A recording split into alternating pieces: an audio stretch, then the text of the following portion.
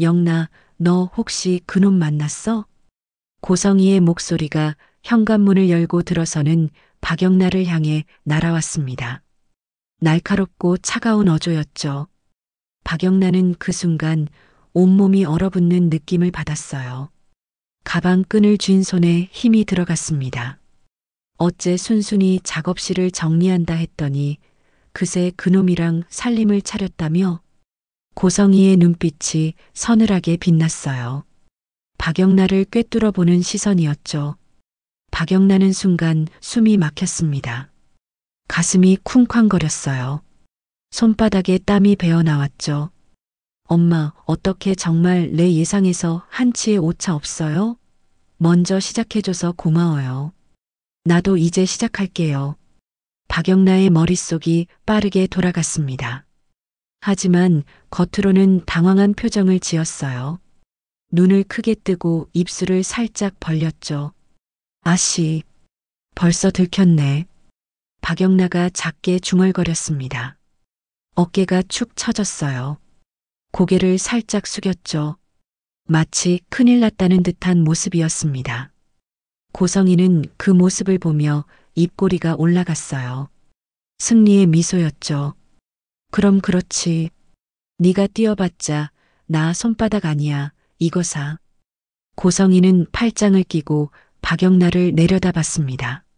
눈빛에 우월감이 가득했어요. 턱을 살짝 치켜들었죠. 하지만 이건 박영나의 완벽한 연기일 뿐이었습니다. 박영나는 이제 더 이상 고성이의 세장에 갇혀 아무것도 못하는 멍청이가 아니었어요. 오히려 고성이를 함정에 빠뜨리기 위해 치밀하게 준비해온 사냥꾼이었죠. 박영나의 눈빛이 순간 차갑게 변했습니다. 하지만 고개를 숙인 채였기에 고성이는 그걸 보지 못했어요. 때마침 현관문이 열리는 소리가 들렸습니다. 박진석이 집으로 돌아온 거였죠. 구두 소리가 복도에 울려 퍼졌어요. 다녀왔어. 박진석의 목소리가 들렸습니다. 피곤한 듯한 음성이었죠. 고성이는 재빨리 박진석 쪽으로 고개를 돌렸습니다. 눈빛이 빛났어요. 이번 기회에 박영나를 완전히 짓밟아버릴 생각이었죠. 다시는 자신에게 기어오르지 못하게 겁을 주려 했습니다. 여보, 잠깐 들어봐요. 영나가. 고성이가 말을 시작하려는 찰나였습니다. 아빠 다녀오셨어요? 박영나가 먼저 밝은 목소리로 말을 걸었어요. 고개를 번쩍 들고 환한 미소를 지었죠. 고성이보다 한 발 빠르게 움직인 겁니다. 고성이의 얼굴이 굳어졌어요. 입이 살짝 벌어졌죠. 뭔가 잘못됐다는 느낌이 스쳤습니다. 아빠께 드릴 게 있어요. 박영나는 가방에서 두툼한 종이 뭉치를 꺼냈습니다. 조심스럽게 양손으로 들고 박진석에게 다가갔어요. 발걸음이 가벼웠죠. 박진석은 의아한 표정으로 종이 뭉치를 받아들었습니다. 허허, 이게 뭐야, 오늘 무슨 날인가? 박진석이 웃으며 물었어요. 표정이 부드러웠죠. 순간 고성이의 표정이 완전히 굳어버렸습니다. 얼굴이 하얗게 질렸어요. 입술이 바르르 떨렸죠. 박영나에게 주도권을 완전히 빼앗긴 거였습니다. 저게 진짜. 고성이는 속으로 분함을 삼켰어요. 주먹을 꽉 쥐었죠. 손톱이 손바닥에 파고들었습니다. 하지만 겉으로는 아무렇지 않은 척했어요. 박진석이 서류를 펼쳐보기 시작했습니다. 첫 장을 넘기더니 표정이 변했어요. 눈썹이 찌푸려졌죠.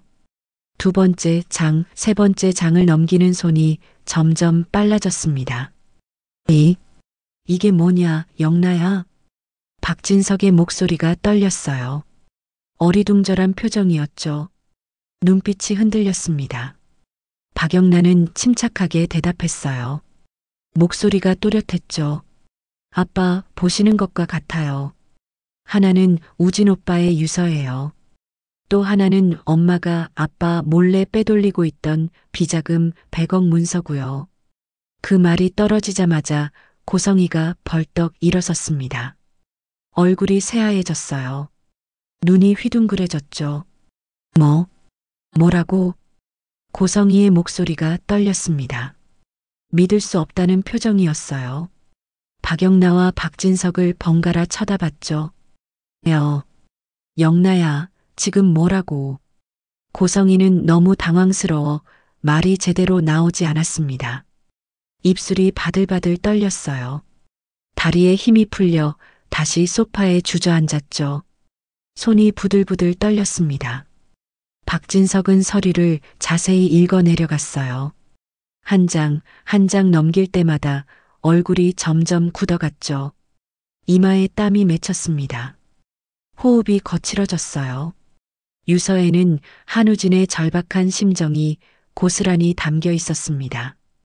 오랜 시간 강경화를 알아온 고통, 어머니 고성희에게 느낀 배신감, 그리고 더 이상 살아갈 이유를 찾지 못하겠다는 절망까지요.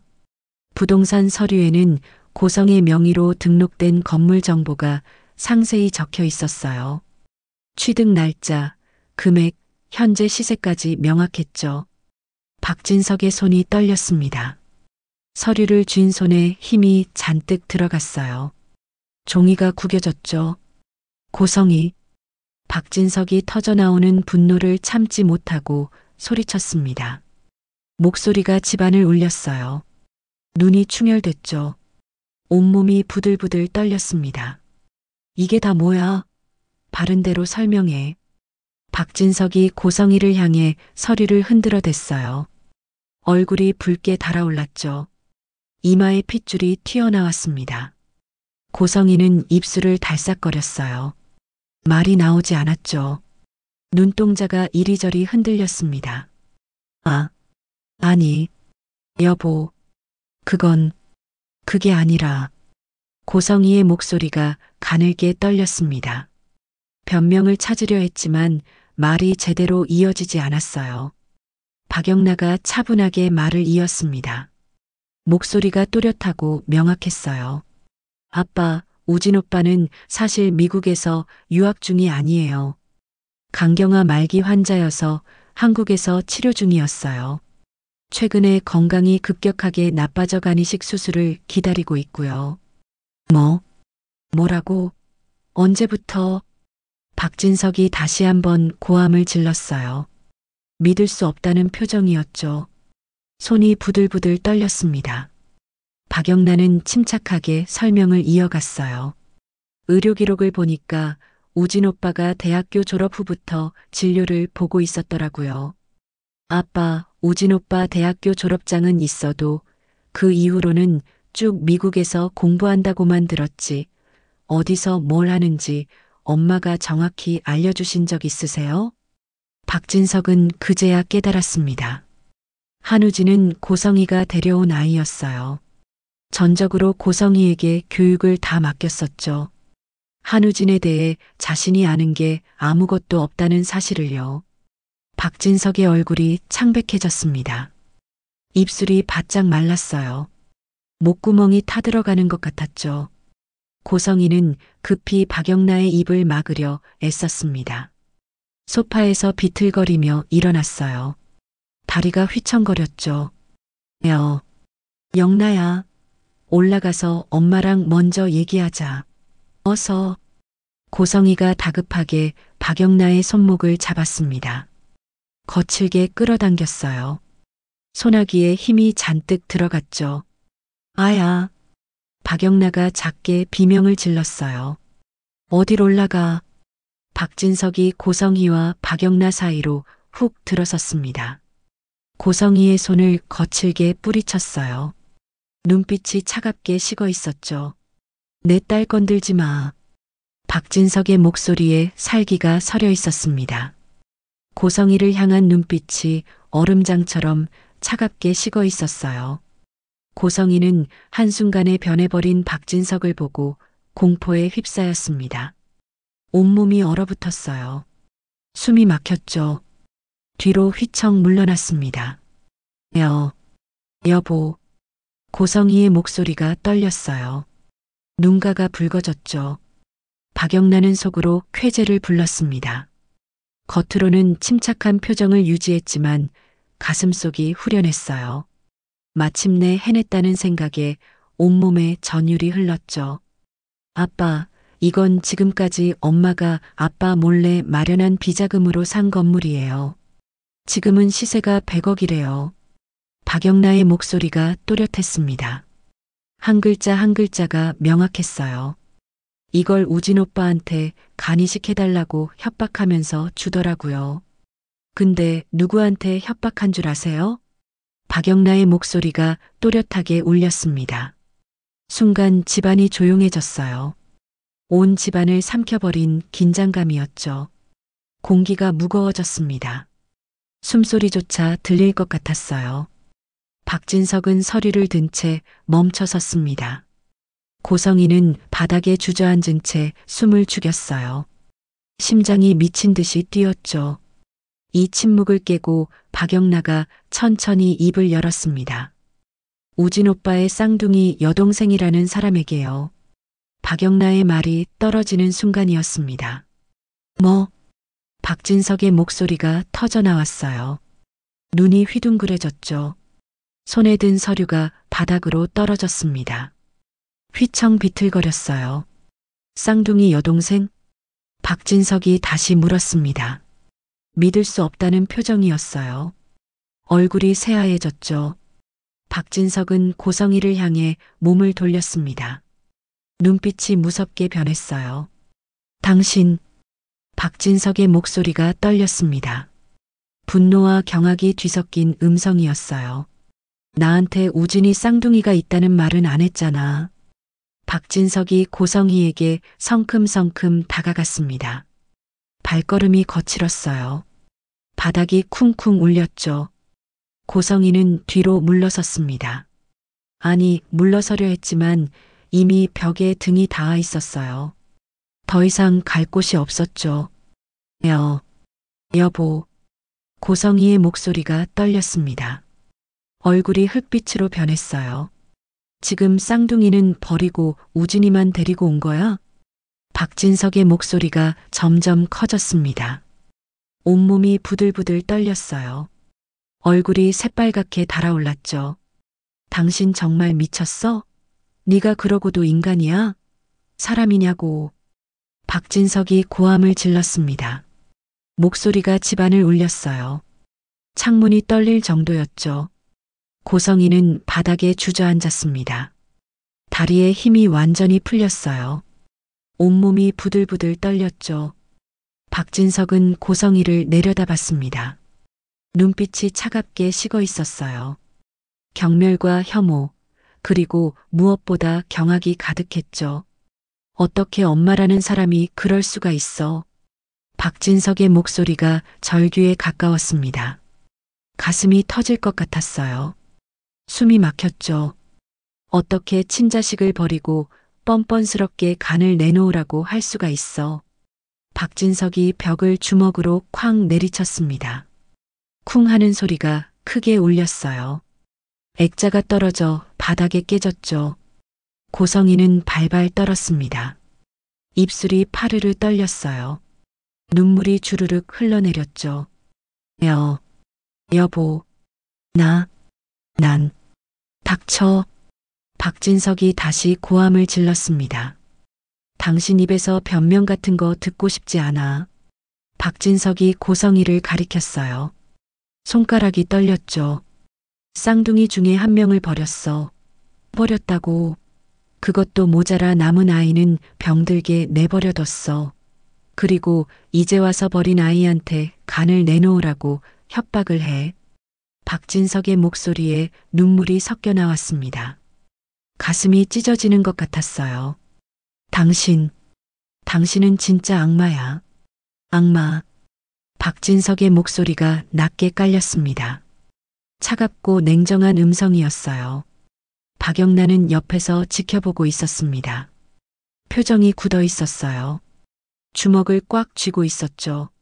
엄마, 진짜 이렇게까지 할 수 있는 사람이었구나. 박영라도 충격을 받았습니다.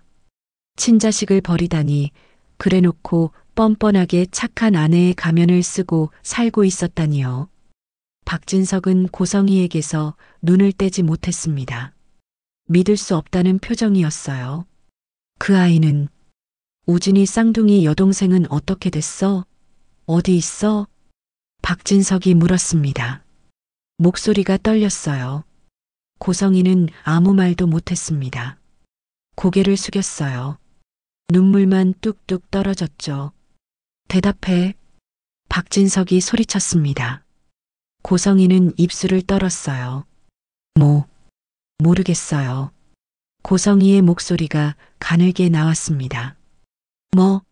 모른다고? 박진석이 다시 소리쳤어요. 믿을 수 없다는 표정이었죠. 그 아이는 우진이 여동생은 지금 어디 있어? 박진석이 다시 물었습니다. 박영나가 대답했어요. 엄마가 협박한 그 사람이 바로 우진 오빠 쌍둥이 여동생이에요. 이름은 지은호라고 하더라고요. 지은호.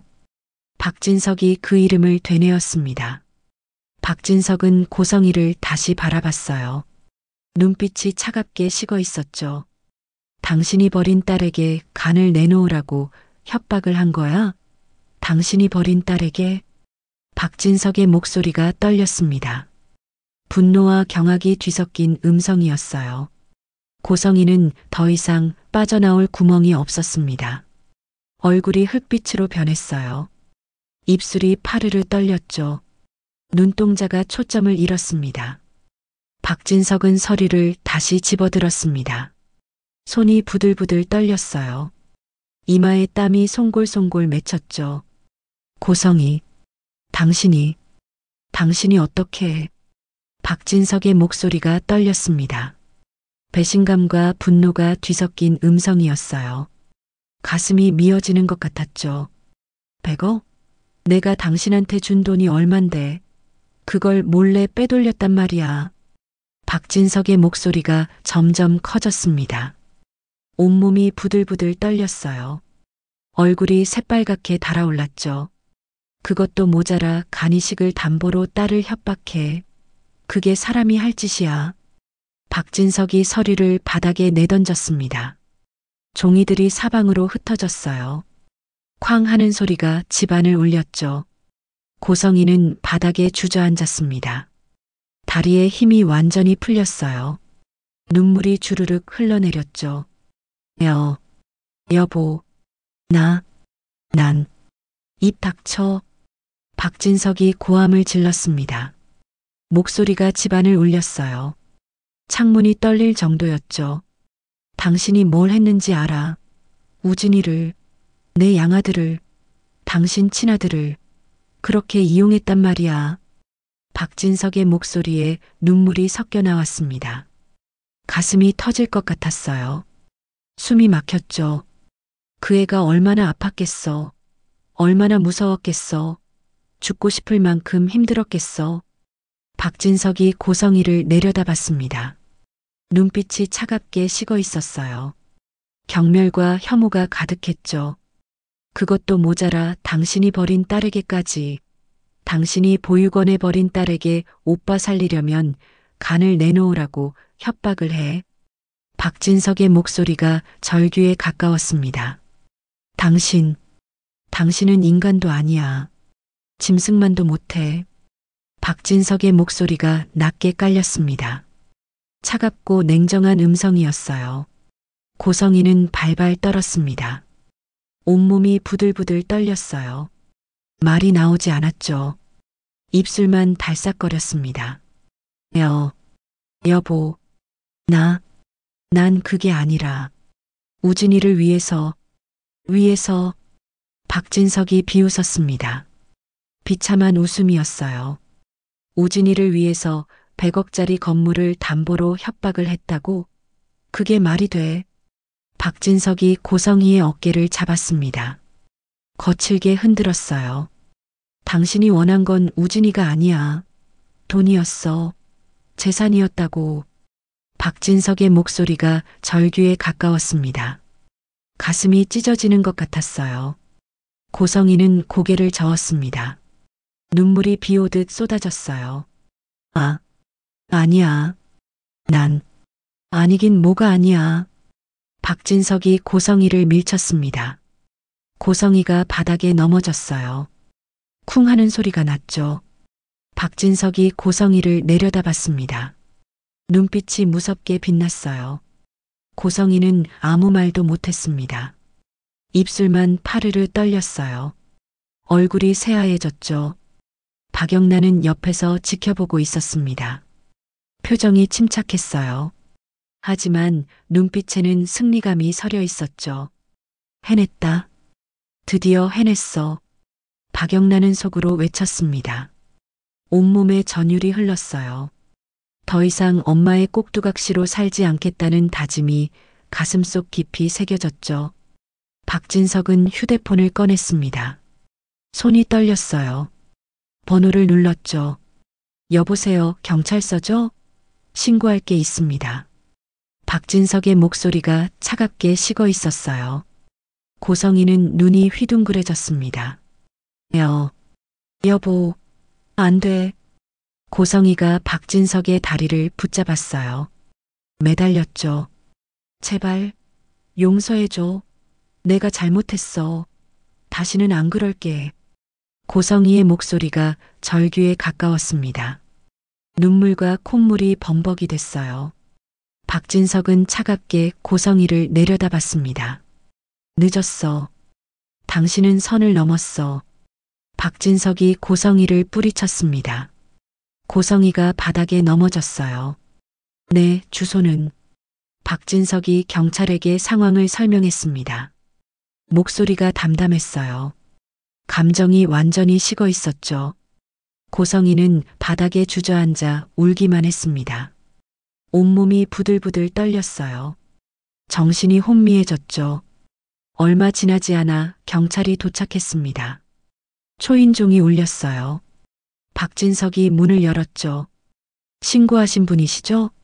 경찰관이 물었습니다. 네, 여기 이 사람이. 박진석이 고성이를 가리켰어요. 경찰관들이 고성이에게 다가갔습니다. 부동산 사기 및 협박 혐의로 동행해 주셔야겠습니다. 경찰관이 차분하게 말했어요. 고성이는 고개를 저었습니다. 아니야. 난 일단 조사를 받으셔야 합니다. 일어나시죠. 경찰관이 고성이의 팔을 잡았어요. 일으켜 세웠죠. 고성이는 비틀거렸습니다. 다리에 힘이 없었어요. 경찰관이 고성이를 부축했죠. 여보, 영나야. 고성이가 돌아보며 소리쳤습니다. 얼굴이 일그러졌어요. 눈물이 주르륵 흘러내렸죠. 박진석은 고개를 돌렸습니다. 쳐다보지도 않았어요. 박영란은 고성이를 똑바로 쳐다봤습니다. 표정이 차갑게 식어 있었어요. 눈빛에는 어떤 동정심도 없었죠. 고성이는 경찰차에 태워졌습니다. 차 문이 닫혔어요. 경찰차가 출발했죠. 박진석은 그 모습을 지켜봤습니다. 가슴이 텅 빈 것 같았어요. 허탈했죠. 함께 산 세월이 주마등처럼 스쳐 지나갔습니다. 하지만 그 모든 게 거짓이었다는 생각에 가슴이 무너져 내렸어요. 박영란은 아빠의 어깨에 손을 얹었습니다. 아빠, 괜찮으세요? 박진석은 고개를 끄덕였어요. 하지만 눈가가 붉어졌죠. 괜찮아. 영나야, 고맙구나. 박진석이 박영란을 안았습니다. 꽉 껴안았어요. 박영란도 아빠를 껴안았죠. 유치장 안은 춥고 어두웠습니다. 차가운 시멘트 바닥이었어요. 고성이는 구석에 웅크리고 앉아 있었죠. 시간이 얼마나 지났는지 알 수 없었습니다. 창문도 없었어요. 형광등만 희미하게 빛을 내고 있었죠. 고성이는 무릎을 끌어안았습니다. 온몸이 떨렸어요. 추위 때문만은 아니었죠. 공포와 불안이 온몸을 휘감았습니다. 어떻게 이렇게 됐지? 고성이의 머릿속이 복잡했습니다. 생각이 꼬리에 꼬리를 물었어요. 정리가 되지 않았죠. 내가 뭘 잘못했지? 난 그냥 고성이는 자신의 잘못을 인정하고 싶지 않았습니다. 아니, 애초에 자신이 잘못했다고 생각하지 않았어요. 내가 뭘 잘못했다는 거야? 고성이는 속으로 되뇌었습니다. 눈빛에 불만이 가득했어요. 난 그저 살아남으려고 했을 뿐인데, 내 재산을 지키려고 했을 뿐인데, 고성이는 입술을 깨물었습니다. 유치장 밖에서 발소리가 들렸습니다. 경찰관이 지나가는 소리였어요. 고성이는 벌떡 일어나 철창을 붙잡았죠. 저기요, 저기요. 고성이가 큰 소리로 외쳤습니다. 목소리가 날카로웠어요. 나 억울해요. 내가 뭘 잘못했다고 여기 가둬놓는 거예요. 경찰관이 걸음을 멈추고 고성이를 쳐다봤습니다. 조용히 하세요. 경찰관의 목소리가 차갑게 식어 있었어요. 조용히 하라고. 내가 왜 조용히 해야 하는데? 난 아무 잘못도 안 했어요. 고성이가 철창을 흔들어댔습니다. 철컥거리는 소리가 크게 울렸어요. 내가 내 아들 살리려고 한 게 뭐가 잘못이에요? 고성이의 목소리가 점점 커졌습니다. 히스테리에 가까웠어요. 경찰관은 고개를 저었습니다. 그냥 지나가 버렸어요. 어딜 가? 내 말 들으라고. 고성이가 소리쳤습니다. 하지만 경찰관은 돌아보지 않았죠. 고성이는 철창을 놓고 바닥에 주저앉았습니다. 하지만 눈물은 나오지 않았어요. 대신 분노만 치밀어 올랐죠. 박영나. 저 배은망덕한 계집애. 고성이는 박영나를 떠올렸습니다. 이를 갈았어요. 주먹을 꽉 쥐었죠. 내가 재벌가에 잘 팔리게 키워줬더니 날 배신해? 날 경찰에 넘겨? 고성이의 머릿속에서 박영나의 얼굴이 떠올랐습니다. 침착하게 서류를 건네던 모습이요. 전현이 언제부터 날 감시한 거야? 언제부터 계획한 거야? 고성이는 자신이 당했다는 생각에 분노했습니다. 잘못을 반성하는 게 아니었어요. 오히려 자신이 더 철저하게 계획하지 못한 걸 후회했죠. 어디서부터 잘못된 걸까? 고성이는 벽에 기대앉아 생각에 잠겼습니다. 영나의 휴대폰도 확인했어야 했나? GPS만으로는 부족했어. 저의 주변 사람들도 더 조사했어야 했는데. 고성이는 자신의 실수를 되짚어 봤습니다. 하지만 그건 도덕적 잘못에 대한 반성이 아니었어요. 계획의 허점을 찾는 거였죠. 박진석도 그렇게 쉽게 돌아설 줄 몰랐는데. 고성이는 박진석을 떠올렸습니다. 차가운 눈빛이 생생했어요. 내가 너무 방심했어. 박진석이 나한테 꼼짝 못할 뭔가를 잡아놨어야 했는데. 아니면 증거를 더 철저하게 없앴어야 했나? 고성이의 머릿속은 복잡했습니다. 하지만 그 어디에도 내가 사람들에게 상처를 줬구나. 내가 잘못했구나라는 생각은 없었어요. 한우진. 고성이는 한우진을 떠올렸습니다. 하지만 가슴이 찢어지는 건 아니었어요. 오히려 짜증이 났죠. 애초에 우진이가 아프지만 않았어도 이런 일은 없었을 텐데. 왜 하필 강경화야? 왜 나한테 이런 일이 생기는 거야? 고성이는 자신이 피해자라고 생각했습니다. 억울하다고 느꼈어요. 지은호. 그 애도 문제야. 그냥 순순히 간이나 내놨으면 될걸. 왜 거부한 거야? 오빠인데. 쌍둥이 오빠인데. 고성이는 지은호도 원망했습니다. 자신이 지은호를 버렸다는 사실은 까맣게 잊고 있었어요. 아니, 애초에 그게 잘못이라고 생각하지 않았죠. 쌍둥이 중에 하나만 키우면 안 돼? 둘 다 키울 여력이 없었는데. 난 현실적인 선택을 한 거야. 고성이는 스스로를 정당화했습니다. 고성이는 다시 일어나 철창을 붙잡았죠. 누구 없어. 나 여기 있다고. 고성이가 소리쳤습니다. 목소리가 거칠었어요. 고성이가 철창을 마구 흔들어댔습니다.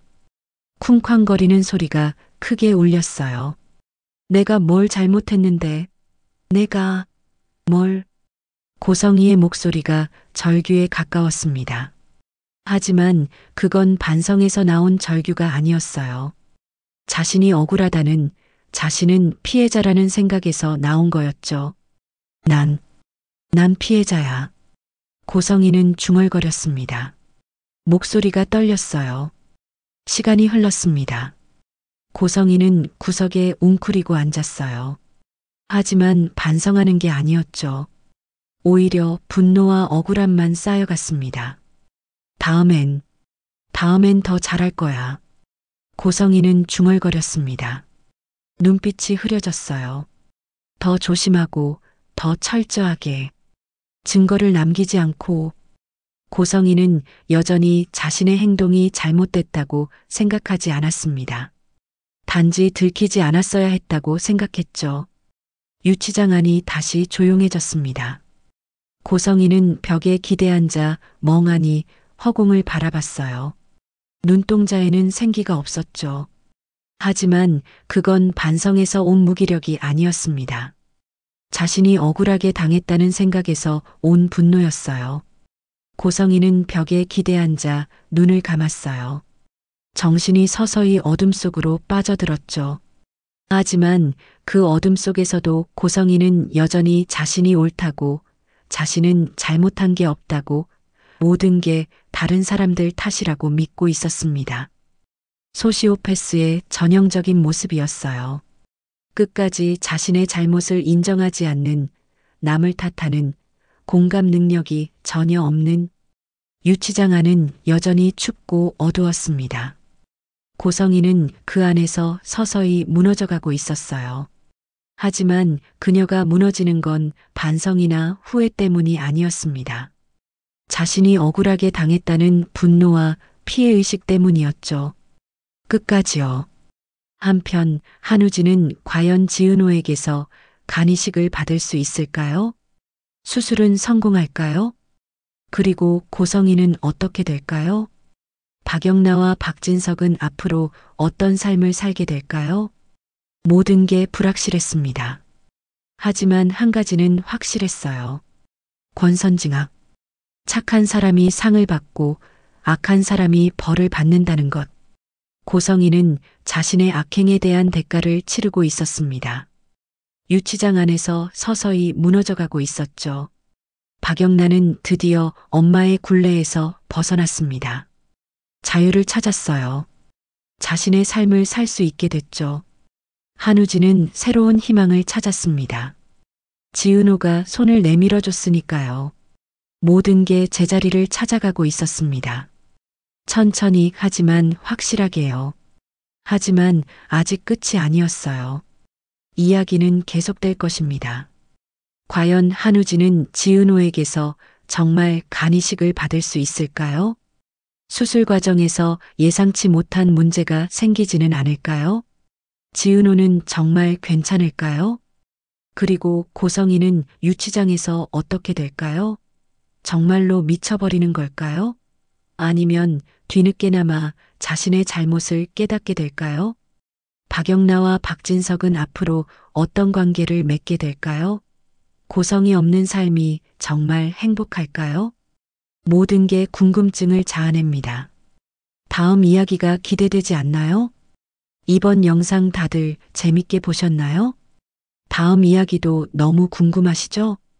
그럼 꼭 구독을 눌러주세요. 여러분의 구독과 좋아요는 이 영상을 만들고 더 좋은 이야기를 들려드리는데 큰 힘이 됩니다. 구독, 좋아요, 알림 설정까지 꼭 부탁드려요. 이 영상을 끝까지 봐주신 여러분, 행복하시고 건강하세요. 다음 편도 꼭 놓치지 마세요. 다음 편에서 뵙겠습니다.